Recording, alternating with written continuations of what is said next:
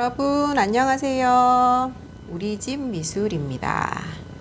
여러분 오늘은 선생님이 여러분이랑 입체에 대해서 얘기를 해보려고 준비를 해왔어요. 입체, 양감 뭔지 알고 있나요 여러분? 양감은 덩어리를 말합니다. 동그란 거 또는 뭐 이런 느낌, 또 요런 느낌 여러 가지가 있는데, 선생님이 지금 그린 동그라미, 뭐 빵 모양, 사각형 전부 만질 수 없죠. 우리가 그림을 그리는 이 종이도 평면이에요. 여기에다가 자동차를 그리고 건물을 그리고 뭐 쿠키, 빵을 그렸을 때 왠지 만질 수는 없지만 튀어나와 있는 것처럼 보이게 우리가 그리죠. 자, 여기 동그라미가 있어요. 평면이죠. 선생님이 여기에다가 그림자를 넣어줬어요. 좀 어두운 부분을 넣어줬다. 이렇게 되면 여러분, 이거는 동그라미에서 구로 바뀐 거예요. 자, 만질 수 있는 어떤 덩어리감이 느껴지나요? 지금 어떻게 해서 그림자가 있는 걸까요? 그림자는 여기에 빛이 있기 때문에 그림자가 생기는 거예요. 방 안에 불을 전부 끄고 커튼까지 쳐진 상태에서 아무런 빛이 없으면 그림자가 보이나요? 그림자가 생기지 않죠. 없죠. 근데 이 빛이 있기 때문에 그림자가 생기는 겁니다. 한 번에 다 외워야지 이런 거 아니에요. 언제나 그렇듯이 한 번 듣고 그런 게 있구나. 양감, 덩어리, 덩어리라는 말이 있었어. 평면, 평평한 데인데 빛이 있기 때문에 그림자가 생기고 조금 더 어두운 부분이 있어서 그게 덩어리가 되는 거야. 그 정도만 이해해도 됩니다. 자, 선생님이 친구들하고 수업을 할 때 이 지구상에 있는 모든 것은 구, 그 다음에 육면체, 원기둥, 이걸로 거의 다 표현할 수 있다라고 얘기를 해요. 사람, 머리, 구, 목, 원기둥, 몸통, 원기둥, 팔다리, 원기둥, 손발, 구. 그지요? 건물들, 아무리 복잡한 건물도 육면체, 원기둥으로 거의 표현할 수 있어요. 나무, 자연물 중에 나무가 있어요. 이렇게 뭔가 뭐 잎이 수천 개의 잎이 이렇게 있지만 나무 기둥, 원기둥, 그리고 이 잎들도 다 따로따로 낱개 하나 아니에요. 전부 덩어리, 덩어리, 덩어리, 덩어리로 이루어져 있어요. 그 덩어리 안쪽에 보면 조그만 잎이 하나씩 있는 거죠. 구, 육면체, 원기둥, 이 세 가지만 충분히 이해를 하면 모든 그림을 선생님은 그릴 수 있다고 생각합니다. 이 세 가지 물론 이렇게 선으로 그림을 잘 그리는 거, 스케치하는 것도 잘하면 너무 좋겠지만 빛이라는 게 존재하죠. 지구에는 평면에서 입체로 변신을 해요. 그래서 이 친구들을 평면에서 왠지 덩어리감 튀어나와 있는 입체로 만들어주는 거, 그거에 대해서 조금 더 자세하게 얘기를 해봐요. 물을 크레파스와 수채 물감으로 한번 같이 그려보고, 다음 시간에 육면체랑 원기둥을 똑같이 크레파스랑 물감으로 여러분이랑 그려볼게요. 자, 굴을 그릴 때 그거 너무 쉬워요 선생님 하지만 막상 그리면 동그랗게 그리기가 쉽지 않다는 걸 알게 될 거예요. 그럴 때 여러분이 손에 힘을 꽉 주고 종이에 요철을 망가뜨리면서 세게 동그랗게 이렇게 그리는 게 아니고, 선생님은 많이 그린 사람이니까 한 번만에 이쁘게 그렸죠. 연하게 선을 10개, 15개 이렇게 만드는 거예요. 그러면 조금 멀리서 종이를 보면은 이 선, 안쪽에 있는 선, 바깥에 있는 선 이래서 자기들끼리 연결되어 있는 동그라미가 만들어질 거예요. 그것이 이 구의 기본 형태가 됩니다. 그리고 빛은 여기에 보통 있다고 가정, 여기 있을 거야 라고 하는데, 왜 그러냐면 사실은 태양은 딱 한 곳에서 있는데 지금 우리가 보통 실내에 있고 등, 불빛, 너무 많은 빛들이 사방에서 비춰오기 때문에 캄캄한 실내 공간에서 전등을 하나만 켰을 때 그때의 모양이라고 생각을 하고 그림을 그려줍니다. 그래서 이거는 조금 그냥 외웠으면 좋겠어요.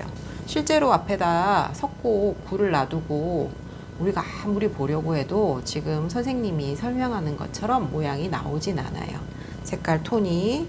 왜냐하면 앞에서 설명했듯이 주위에 빛이 너무 많기 때문에. 자, 그래서 이 형태는 조금 외워둡니다. 빛이 왼쪽 위쪽에서 굴을 때린다 이렇게 표현을 하는데, 그러면 이렇게 돌아요. 소용돌이 치는 것처럼 돌고, 빛이 이쪽에 있으니까 그림자는 이쪽으로 생기겠죠. 자, 여러분, 선생님이 여러분 보기에 좋게 조금 진하게 그려봤어요. 여러분들이 보통 보는 공을 생각하면 되겠죠. 아까 선생님이 빛은 왼쪽 위에 있다고 생각한다 라고 했을 때 이 부분이 제일 밝은 게 아니고 요렇게 볼록하니까 좀 더 앞쪽이 제일 밝습니다. 거기를 선생님은 보통 수업을 할 때 0번이라고 말해요. 숫자 0. 그 다음부터 점점 진해지면 1번, 2번, 3번, 4번, 5번 되겠죠. 됐어요, 여러분? 그리고 그림자가 있어요. 숙제 물감을 쓸 때 1번색, 2번색 이렇게 얘기할 때 그때 되는 번호가 여기에 들어가는 1번 정도, 여기에 들어가는 2번 정도라고 생각하면 됩니다. 유화 물감은 기름을 섞어서 쓸 수 있는 물감이고, 수채 물감은 물에 섞어서 쓰는 물감을 말합니다. 선생님이 제일 중요하게 생각하는 거는 이 끝을 채워줘야 돼요. 가끔 친구들이 물감을 이렇게 짜오는 친구들이 있어요. 칸이 요 한 칸이 이렇게 있으면 물감을 이렇게 짜오는 거죠. 그래서 말려오는데, 그럼 여기가 비어 있죠. 그러면 붓을 자꾸 쓰다 보면 이 부분에 물이 고이게 됩니다. 언젠가는 마르긴 하겠지만 대신에 물감이 탁해질 수가 있어서 이 부분을 채워서 짜오는 거, 그게 좀 중요한 것 같고, 물감은 보통 학생들이 제일 무난하게 쓰는 거 진한 물감이죠. 그거 쓰면 되고, 선생님도 지금 그거예요. 붓은 화홍붓. 화홍붓이 제일 무난한 것 같아요. 그냥 쓰기에 학생들이. 그리고 붓도 쓰다 보면 이 끝이 닳거든요. 조금씩 마모가 되니까 나중에 점점 그림을 잘 그리게 되면 조금 더 좋은 붓으로 사면 되겠죠. 붓을 이렇게 물을 묻힌 상태에서 손가락에 이렇게 대보라고 합니다. 이 텐션의 느낌이 종이에서도 느껴지면 됩니다. 아시겠죠? 이렇게 쓰는 친구들이 있어요. 지금 붓 모양 보이나요? 이렇게 하니까 벌써 봐. 종이도 이상해지죠. 이렇게 쓰는 게 아니고 강아지, 고양이 쓰다듬듯이 이쁘게 요렇게 이렇게 붓을 사용해 주는 게 좋아요. 자, 이 붓을 둥근 붓이라고 합니다. 요렇게 된 납작한 붓도 있죠. 네모. 근데 우리가 둥근 붓을 쓰면 붓을 이렇게 쓰다가 선생님은 그게 잘 안 되는데, 아, 됐다. 친구들이 쓰다가 붓 모양이 둥근 붓인데 둥글지 않게 될 때가 있어요.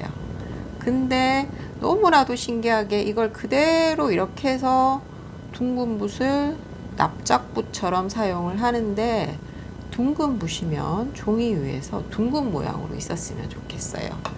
그러려면 계속 팔레트로 붓이 가서 모양을 둥글게 잡아와서 터치가 되어야 되겠죠, 여러분. 알겠죠, 여러분? 자, 수채 한 번도 안 해본 친구.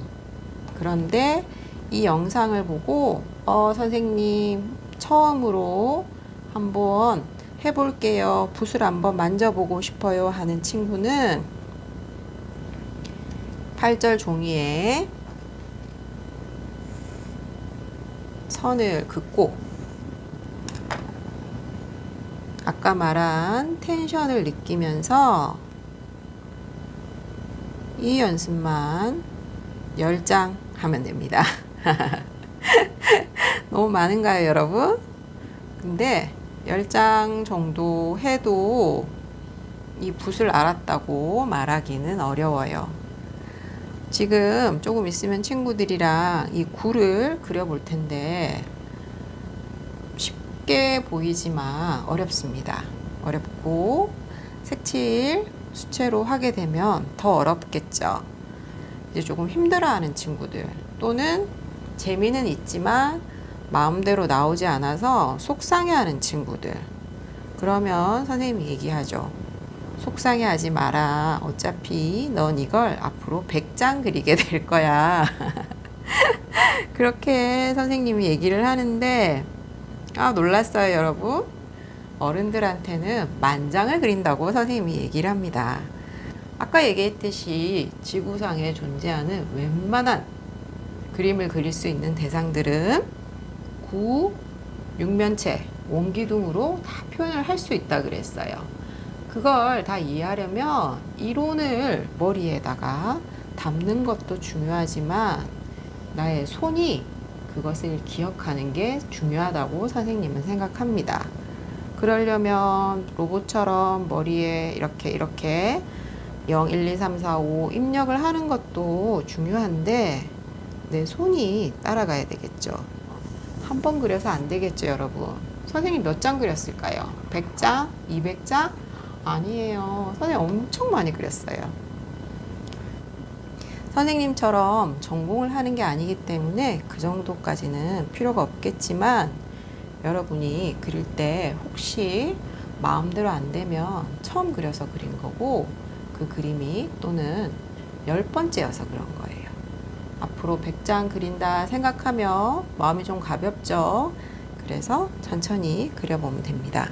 자, 수채를 처음 하는 친구들은 이렇게 터치 연습, 짧은 터치 연습해봤으면 긴 터치 연습, 이것만 진짜 10장 일단 한번 해보세요. 해보고 그 다음 뭐 하면 되나요? 하고 선생님한테 물어보면 또 알려주고 할게요. 일단 0번부터 해도 되고, 0번을 어려워하는 친구들이 있으니까 0번을 한번 둘게요. 이렇게 연습한 터치를 여기에 쓰는 거예요. 선생님은 좀 풍성한 그림을 좋아하기 때문에 1번 색인데 아까 얘기한 밝은 톤 1번 색을 2번까지 깔아줬어요. 말려야 되겠죠. 다음 색깔 2번 색 마르는 동안 3번 색 만들면 되겠죠. 자, 이런 식으로 칠을 해 나가는 거예요, 여러분. 이렇게 하려면 일단 붓을 좀 다룰 줄 알아야 되고, 얘를 이해를 하고 있어야 되는데 아까 얘기했듯이 아직은 이해가 어려울 수 있다. 자, 똑같은 구를 선생님이 크레파스로 그리는 거, 수채 물감으로 그리는 거 두 가지를 한번 보여줄게요. 같이 한번 해봐요. 손에 힘 빼고 어깨 이용해서 연한 선으로 구를 그려줍니다. 그리고 색, 연한 색부터 색칠해야 되겠죠.